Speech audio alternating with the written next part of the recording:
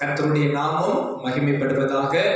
இந்த டிசம்பர் மாதத்திலே ஆண்டவர் நமக்கு கொடுக்கிற வாக்குத்தத்தம் 1 யோவான் 4ஆம் அதிகாரம் 8ஆம் வசனத்தில் சொல்லுகிற வார்த்தையின்படி தேவன் அன்பாகவே இருக்கிறார். கரமையத்தி சொல்லுங்கள், தேவன் அன்பாகவே இருக்கிறார்.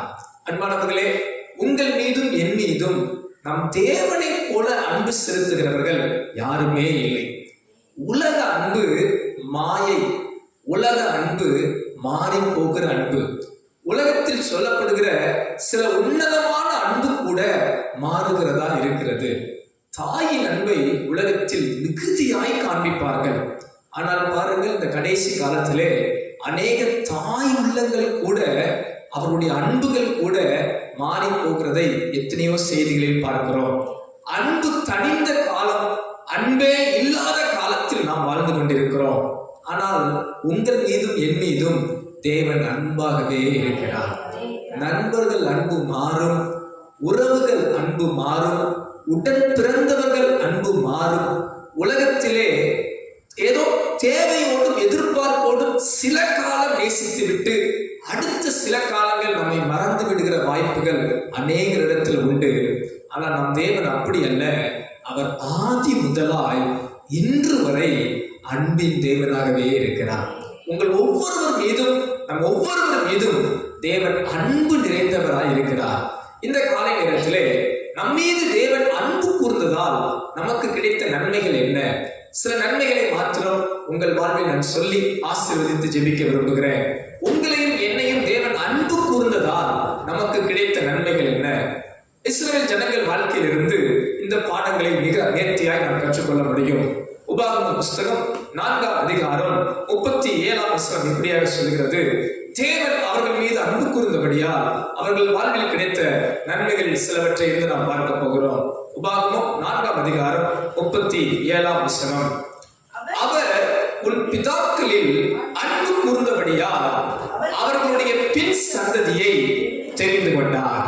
அன்பானவர்களே, நம் மீது தேவன் அன்பு கூர்ந்தபடியால் நம்மை தெரிந்து கொண்டார். எத்தனை பேர் ஆமென் சொல்ல முடியும்?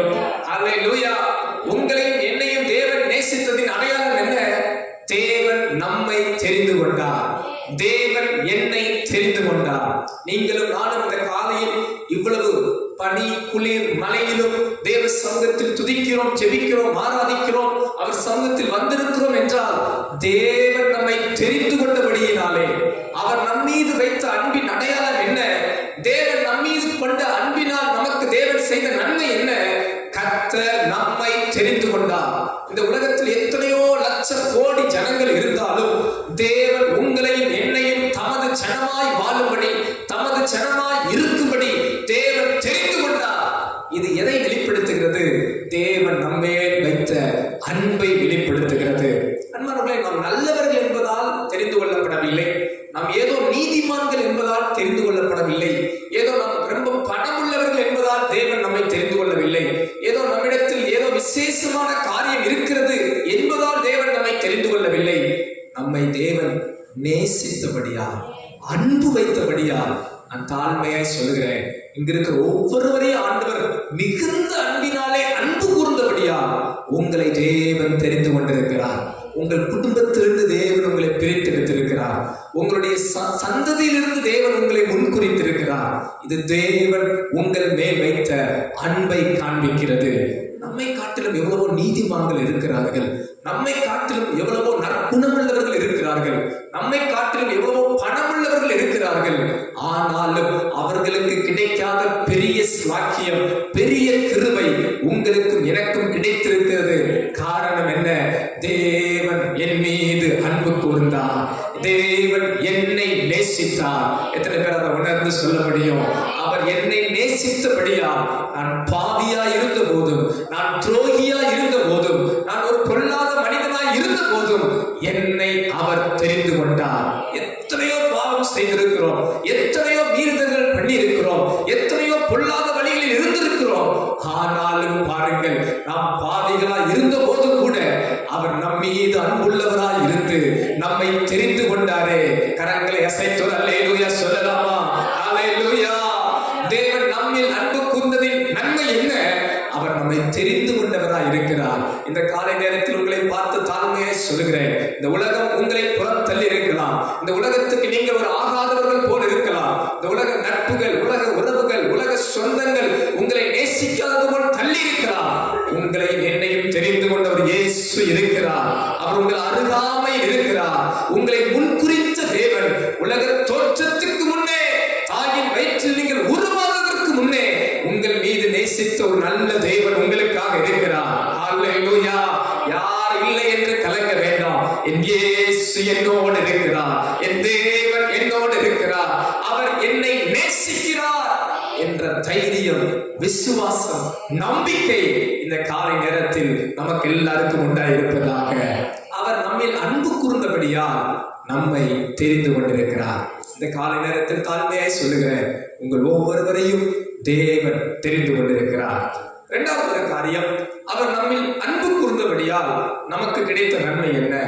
உபாகமத்தின் புஸ்தகம் 7ஆம் அதிகாரம் 8வது வசனம் இப்படியாக சொல்கிறது, கர்த்தர் உங்களில் அன்பு கூர்ந்ததினாலும் உங்கள் பிதாக்களுக்கு இட்ட ஆணையை காக்க வேண்டும் என்பதினாலும் கர்த்தர் பலத்த கையினால் உங்களை புறப்பட பண்ணி அடிமைத்தன வீடாகிய எகிப்தினின்றும் அதன் ராஜாவான பார்வோனின் கையினின்றும் உங்களை மீட்டுக் கொண்டார். கரங்களை உயர்த்தி ஆமென் சொல்லலாமா? ஆமென், ஹல்லேலூயா. அன்றைக்கு இஸ்ரவேல் ஜனங்கள் மீது தேவன் அன்பு கூர்ந்தபடியால் வேதம் சொல்லுகிறது, அவர்களுக்கு இட்ட ஆணையை காக்க வேண்டும் என்கிறபடியால் அவர்களை பார்வோன் கையினின்று விடுதலையாக்கி மீட்டுக் கொண்டார். இரண்டாவது ஒரு காரியம் அன்பானவர்களே, உங்கள் மீதும் என் மீதும் தேவன் அன்பு கூர்ந்தபடியால் நம்மை ஆண்டவர் மீட்டுக் கொண்டார், விடுவித்தார், ரட்சித்தார், காப்பாற்றினார். நாம் எந்த ஒரு அடிமைத்தனத்தில் இராதபடி அன்றைக்கு இஸ்ரவேல் ஜனங்கள் எகிப்திலே பார்வோன் கையில் 400 ஆண்டு காலங்கள் அடிமைப்பட்டவர்களாய் இருந்தார்கள். தேவன் அவர்கள் மீது அன்பு கூர்ந்தபடியால் பெரிய பார்வோன் என்கிற ராஜாவின் கையின் அடிமைத்தனத்திலிருந்து இஸ்ரவேல் ஜனங்களை விடுதலையாக்கினார், மீட்டு வந்தார், ரட்சித்து வந்தார், காப்பாற்றி வந்தார். அவர்களுக்கு வாக்கு பண்ணின கானான் தேசத்தை சுதந்திரமாக கொடுத்தார். உங்கள் மேலும் என் மேலும் தேவன் அன்பு கூர்ந்தபடியால் பாவங்களுக்கு, இது உலக பொல்லாத காரியங்களுக்கு, பிசாசின் வல்லமையிலிருந்து கர்த்தர் நம்மை மீட்டு நித்திய கானானுக்கு நம்மை உருவாக்கி கொண்டிருக்கிறார். ஹல்லேலூயா. நீங்கள் அடிமையானவர்கள் அல்ல, நீங்கள் விடுவிக்கப்பட்டவர்கள். எந்த பாவத்திற்கும் நான் அடிமையானவன் அல்ல. இயேசு என்னை விடுதலையாக்கி இருக்கிறார். அவர் என் மீது அன்பு வைத்தபடியால் முன்னே நான் உலக பாவத்துக்கு அடிமையா இருந்தேன், அசுத்தங்களுக்கும் பொல்லாத வழிகளுக்கும் அடிமையா இருந்தேன். எப்போது நான் இயேசுவை ஏற்றுக்கொண்டேனோ அவர் என்னை எல்லா உலக பாவங்களுக்கும் விடுதலையாக்கி இருக்கிறார். என்னிடத்தில் நற்குணம் இருப்பதால் அல்ல, என் மேல் அவர் அன்பு கூர்ந்ததால் என்னை அவர் விடுதலையாக்கினார், என்னை மீட்டுக் கொண்டார். அன்பானவர்களே, உங்கள் மேல் பிசாசுக்கு அதிகாரம் இல்லை, உங்கள் மேல் சாத்தானின் வல்லமைக்கு அதிகாரம் இல்லை, உங்கள் மேல் மந்திரங்களுக்கு, பில்லி சூனியங்களுக்கு அதிகாரம் இல்லை. இஸ்ரவேலுக்கு விரோதமான மந்திரமும் குறிசொல்லுதலும் செயல்படாது. கர்த்தர் எல்லா அந்தகார வல்லமைக்கும் உங்களை விடுதலையாக்கி இருக்கிறார். எத்தனை பேர் அதை விசுவாசிக்கிறீங்க? இருளின் அதிகாரங்களுக்கு இயேசு என்னை விடுதலையாக்கி இருக்கிறார். மரண இருளில் இருக்கிற ஜனங்களுக்கு வெளிச்சத்தை கொடுத்த ஆண்டவர் நம் மீது அன்பு கூர்ந்தபடியா கர்த்தர் நம்மை மீட்டுக் கொண்டார். எத்தனை பேருக்கு சொல்ல முடியும்? இயேசு என்னை மீட்டுக் கொண்டார், இயேசு என்னை விடுதலையாக்கினார். குமாரன் விடுதலையாக்கினால் மெய்யாகவே விடுதலையாவீர்கள். தேவன் என் மீது வைத்த அன்பினால் பிசாசின் வல்லமைக்கும் பிசாசின் அதிகாரங்களுக்கும் என்னை விடுதலையாக்கி மீட்டுக் கொண்டார். காரணம் என்ன? இட்ட வாக்குத்தத்தத்தை நிறைவேற்ற, இஸ்ரவேல் ஜனங்களுக்கு கொடுத்த வாக்குத்தத்தத்தை நிறைவேற்ற, கானானுக்கு கொண்டு செல்ல, உங்களையும் என்னையும் நித்திய வீட்டுக்கு கொண்டு செல்ல கர்த்தர் நம்மை இந்த உலக பொல்லாத பாவங்களுக்கு மீட்டுக் கொண்டார். எத்தனை பேர் ஆமென் சொல்ல முடியும்? அன்பானவர்களே, உங்களுக்கும் எனக்கும் ஒரு விசேஷமான வாக்குத்தத்தம் உண்டு, ஒரு மேன்மையான வாக்குத்தத்தம் உண்டு. உலகத்துக்கு இல்லாத மேன்மை நமக்கு உண்டு. தேவன் நமக்கு ஒரு நித்திய கானானை வைத்திருக்கிறார். வாக்கு பண்ணப்பட்ட பூமி நமக்கு உண்டு, பரலோகம் நமக்கு உண்டு. கர்த்தர் நம்மை மீட்டுக் கொண்டார். நம்மை அன்பு கூர்ந்தபடியால் இந்த உலக பாவத்திலிருந்து மீட்டு நம்மை நித்திய கானானுக்கு கொண்டு செல்ல அவர் சித்தமுள்ளவராய் இருக்கிறார். ஹல்லேலூயா. உலக கவலை உங்களை ஒன்றும் செய்ய முடியாது. உலக பாடுகள் உங்களை ஒன்றும் செய்ய முடியாது. சாத்தானின் எதிர் வல்லமைகள் உங்களை சேதப்படுத்த முடியாது. எந்த பாடுகளும் உபத்திரவங்களும் உங்களை வீழ்த்த முடியாது. நீங்கள் தொடர்ந்து முன்னேறுவீர்கள். எத்தனை பேர் ஆமென் சொல்ல முடியும்? சொல்லுங்க, நான் தொடர்ந்து முன்னேறுவேன், நான் தொடர்ந்து இயேசுவுக்காக வாழுவேன், என் தேவன் என்னை மீட்டுக் கொண்டார். அல்லேலூயா. மீட்கப்பட்டவர்கள் ஆனந்த களிப்போடு பாடி சீயோனுக்குள் வருவார்கள். எப்பவும் மகிழ்ந்திருங்க. இந்த மாதம் நல்ல மகிழ்ச்சியின் பாடலை பாடுங்க. தேவன் என்னை நேசிக்கிறார். பாருங்க, நம்மள ஒரு ஆள் நேசிக்கிறான்ன்றது எவ்வளவு சந்தோஷமா இருக்கு. பாருங்க, நம்மளை நேசிக்கிறதுக்கு ஒரு ஆள் இருக்கிறார். அல்லேலூயா. இந்த நேரத்தில் ஒரு வார்த்தையின் அர்த்தம் புரியுது. என்னை நேசிக்கிறதுக்கு ஒரு ஆள் இருக்கிறார். உலக அன்பை தேடுது. பாருங்க, இந்த உலக நேசத்தை தேடுது. இன்னைக்கு அநேக இளம் பிள்ளைகள் எங்களை யாரும் நேசிக்க மாட்டாங்கன்னு ஓடுறாங்க. அங்க ஆண்டவர் நம்மளை எவ்வளவு நேசிக்கிறாங்க. நம்ம யாராவது ஒருத்தவங்க ஐ லவ் யூ சொல்ல மாட்டாங்களா என்று ஏங்குற ஜனம் எவ்வளவு பேர் இருக்கிறாங்க பாருங்க. ஆனா ஆண்டவர் சொல்றார், நான் உன்னை சிநேகிக்கிறேன், நான் உன்னை நேசிக்கிறேன், நான் உன் மீது அன்பா இருக்கிறேன். ஓ, உலக அழிந்து போகிற மாயான அன்பின் நடுவே இயேசு கிறிஸ்து நேற்றும் என்றும் என்றும் மாறாதவராய் நித்தியமாய் நம்மை நேசிக்கிற ஒரு நல்ல தேவன் இருக்கிறார். கரங்களை தட்டி அவருக்கு மகிமை செலுத்துவோமா? ஸ்தோத்திரம், ஸ்தோத்திரம், ஸ்தோத்திரம், ஸ்தோத்திரம். நன்றி ஆண்டவரே. ஆண்டவர் நம் மீது அன்பு கூர்ந்தபடியா நம்மை பாவத்திலிருந்து மீட்டு கொண்டு பரலோகம் கொண்டு செல்ல ஆயத்தப்படுத்துகிறார். ஹல்லேலூயா. கடைசி ஒரு காரியம், ஆண்டவர் நம் மீது அன்பு கூர்ந்ததால் நமக்கு கிடைத்த நன்மை என்ன? உபாகமத்தின் புஸ்தகம் 23ஆம் அதிகாரம், உபாகமத்தின் புஸ்தகம் 23ஆம் அதிகாரம் 5ஆம் வசனம் வாசிக்கிறேன். உன் தேவனாகிய கர்த்தர் பிலேயாமுக்கு செவி கொடுக்க சித்தமில்லாமல் உன் தேவனாகிய கர்த்தர் உன்மேல் அன்பு கூர்ந்தபடியினால் உன் தேவனாகிய கர்த்தர் அந்த சாபத்தை உனக்கு ஆசீர்வாதமாக மாற பண்ணினார். கரங்களை உயர்த்தி ஆமென் சொல்லலாமா? அந்த வார்த்தை எவ்வளவு அழகாய் சொல்லியிருக்கு பாருங்கள். உன் தேவனாகிய கர்த்தர் உன்மேல் அன்பு கூர்ந்தபடியால் அந்த சாபத்தை உனக்கு ஆசீர்வாதமாக மாற பண்ணினார். ஹல்லேலூயா. இஸ்ரவேல் ஜனங்கள் கானானை சுதந்தரிக்கிற போகிற வழியிலே பிலேயாம் என்கிற ஒரு தீர்க்கதரிசி இஸ்ரவேல் ஜனங்களை சபிக்க விரும்பினார்.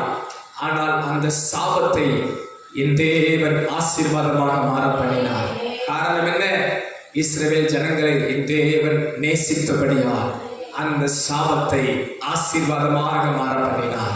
இந்த காலை நேரத்தில் இங்க இருக்கிற அன்பான விசுவாச பிள்ளைகளே, இந்த வார்த்தையை கேட்கிற ஒவ்வொரு தேவ பிள்ளைகளையும் பார்த்து சொல்லுகிறேன், தேவன் உங்களை அன்பு கூர்ந்தபடியால் உங்களை ஆசீர்வதிக்கிறார். உங்கள் மேல் இருக்கிற சாபங்களை ஆசீர்வாதமாக மாற பண்ணுகிறார். ஹல்லேலூயா.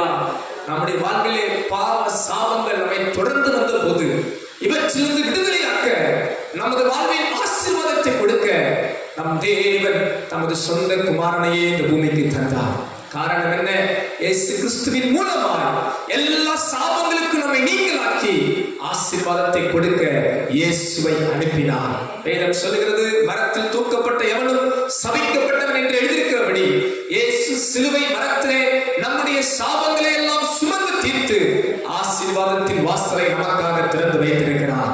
அன்பானவர்களே, உங்கள் மீதும் என் மீதும் தேவன் அன்பு கூர்ந்தபடியால் நம்முடைய வாழ்வில் சாபம் நம்மை தொடராதபடி, நாம் சபிக்கப்பட்டவர்களாய் இராதபடி ஆசீர்வதிக்கப்பட்டவர்களாய் மாற வேண்டும் என்பதற்காக தேவன் நமது சொந்த குமாரனையே தந்து நம்மீது அன்பு கூர்ந்தார். இந்த மாதம் கிறிஸ்துவின் பிறப்பை கொண்டாடுகிற ஒரு மாதம், கிறிஸ்துவின் பிறப்பை நினைத்து துதிக்கிற மாதம், ஆண்டவருக்கு ஸ்தோத்திரங்களை ஏறெடுக்கிற மாதம், கிறிஸ்துவின் பிறப்பை பறைசாற்றுகிற மாதம். ஏன் கிறிஸ்து இந்த பூமிக்கு வந்தார்? நமது சாபங்களை மாற்றி ஆசீர்வதிக்கவே. வேதம் சொல்லுகிறது, நம்முடைய பொல்லாங்கிலிருந்து நம்மை விலக்கி ஆசீர்வதிக்க நமது சொந்த குமாரனை ஆண்டவர் அனுப்பி வைத்தார். ஹல்லேலூயா. இங்கிருக்கிற ஒவ்வொருவரையும் பார்த்து நான் தாழ்மையாய் சொல்ல முடியும், உங்கள் சாபங்களை மாற்ற, உங்களை ஆசீர்வதிக்க தேவன் தமது சொந்த குமாரனை அனுப்பி இருக்கிறார். உங்கள் மீது அன்பு கூர்ந்தபடியால் உங்கள் மேல் சாபம் பலிக்காது. சாபத்தை ஆசீர்வாதமாய் ஆண்டவர் மாற்ற மாற்றி இருக்கிறார். எத்தனை பேர் விசுவாசமா ஆமென் சொல்ல முடியும்? அன்றைக்கு இஸ்ரவேல் ஜனங்களை பிலேயாம் என்கிற தீர்க்கதரிசி சபிக்க நினைத்தாலும் ஆண்டவர் சொல்லுகிறார், இஸ்ரவேலை ஆசீர்வதிப்பதே கர்த்தருக்கு பிரியம். அன்பானவர்களே, உங்களையும் என்னையும் தேவன் அன்பு கூர்ந்து நேசித்தபடியா அவர் நமக்கு தருகிற விசேஷித்த நன்மை என்ன தெரியுமா?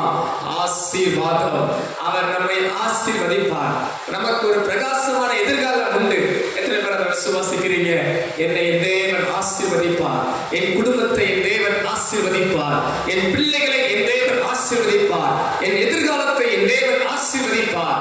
என் மீது அன்பு கூர்ந்த ஆண்டவர் எனக்கு சாபம் அல்ல, ஒரு ஆசீர்வாதத்தை வைத்திருக்கிறார். எத்தனை பேர் அதை விசுவாசிக்கிறீங்க? என் மீது ஆசீர்வாதங்கள் வந்து சேரும். நீதிமானை கர்த்தர் ஆசீர்வதிப்பார், நீதிமானின் சந்ததி ஆசீர்வதிக்கப்படும், கர்த்தருடைய பிள்ளைகள் கர்த்தரால் ஆசீர்வதிக்கப்படுவார்கள். இந்த காலையில் இந்த வார்த்தை கேட்கிற நீங்கள் கர்த்தரால் ஆசீர்வதிக்கப்பட்டவர்கள். காரணம் என்ன? அன்பின் தேவன் சாபத்தை ஆசீர்வாதமாய் மாற்றியிருக்கிறார். இங்க இருக்கிற ஒவ்வொருவரையும் நான் பார்த்து தாழ்மையாக சொல்கிறேன், உங்கள் மேல் சாபங்கள் அல்ல, தேவ ஆசீர்வாதங்கள் உண்டு. தலையில கை வச்சு சொல்லுங்க, நீதிமானின் சிரசின் மீது கர்த்தருடைய ஆசீர்வாதம் தங்கும். ஹல்லேலூயா. உங்கள் மேல் சாபங்களை அல்ல, தேவன் ஆசீர்வாதங்களை வைத்திருக்கிறார். கரங்களை அசைத்து ஹல்லேலூயா சொல்லலாமா? இது எப்படி வந்தது? தேவன் நம்மீது வைத்த அன்பினால். தேவன் நம்மீது வைத்த அன்பினால். இது நமது தகுதியினால் அல்ல, இது நமது முயற்சியினால் அல்ல, இது நமது பலத்தினால் அல்ல, இது நமது பிரயாசத்தினால் அல்ல, இது நம்மிடத்தில் காணப்படுகிற ஏதோ கிரியையினால் அல்ல. தேவன் நம்மை நேசித்தபடியா, தேவன் நம்மீது அன்பு கூர்ந்தபடியா அவர் மனதார நம்மை ஆசீர்வதிக்கிறார். நம்மிடத்தில் அவர் வைத்த அன்பின் வெளிப்பாடு தேவ ஆசீர்வாதம். நம்மை நேசித்ததினாலே ஆசீர்வதிக்கிறார். நம்மை அன்பு கூர்ந்ததினாலே மனதார நம்மை ஆசீர்வதிக்கிறார். இந்த காலை நேரத்தில் இந்த வார்த்தை கேட்ட அன்பானவர்களே, நம் தேவன் அன்பாகவே இருக்கிறார். அவர் அன்பா இருப்பதில் நமக்கு கிடைத்த அடையாளம் என்ன, நன்மை என்ன? நம்மை அவர் தெரிந்து கொண்டிருக்கிறார். நம்மை அவர் மீட்டு விட்டார். பாவத்திலிருந்து மீட்டு பரலோகம் கொண்டு செல்கிறார். மூன்றாவது காரியம், நமது வாழ்வின் சாபங்களை மாற்றி, தரித்திரங்களை மாற்றி நம்மை ஆசீர்வதிக்க அவர் வல்லவராக இருக்கிறார். என் தேவன் என்னை நேசிக்கிறார், நானும் அவரையே நேசிப்பேன், அவரையே பின்தொடருவேன், அவருக்காக வாழுவேன். இப்படிப்பட்ட அன்புள்ள தேவனை, அன்பு நிறைந்த ஆண்டவரை அண்டிக் கொள்வது பாக்கியம். முந்தி அவர் நம்மிடத்தில் அன்பு கூர்ந்தார். நீங்களும் நானும் அவரிடத்தில் அன்பு கூற கடனாளிகளாக இருக்கிறோம். அவர் நம்மிடத்தில் முந்தி அன்பு கூர்ந்தார். நன்மை இல்லாத போதும், நம்மிடத்தில் நீதி இல்லாத போதும், நம்மிடத்தில் தகுதி இல்லாத போதும் அவர் முந்தி நம்மிடத்தில் அன்பு கூர்ந்தார். ஆனபடியால் நாமும் நம் தேவனிடத்தில் முழு இருதயத்தோடும், முழு ஆத்மாவோடும், முழு மனதோடும், முழு பலத்தோடும் அன்பு கூறுவோமாக. அந்த ஆண்டவர் உங்களை நிச்சயமாய் ஆசீர்வதிப்பார். கண்களை மூடி ஜெபிப்போமா? முடிந்தால் அப்படியே எழும்பி நின்று நம்மை நேசித்த அந்த ஆண்டவருக்கு நமது வாழ்க்கையை ஒப்பு கொடுத்து, ஆண்டவரே, நீர் என்னிடத்தில் அன்பு கூர்ந்தீரே, நன்றி அப்பா.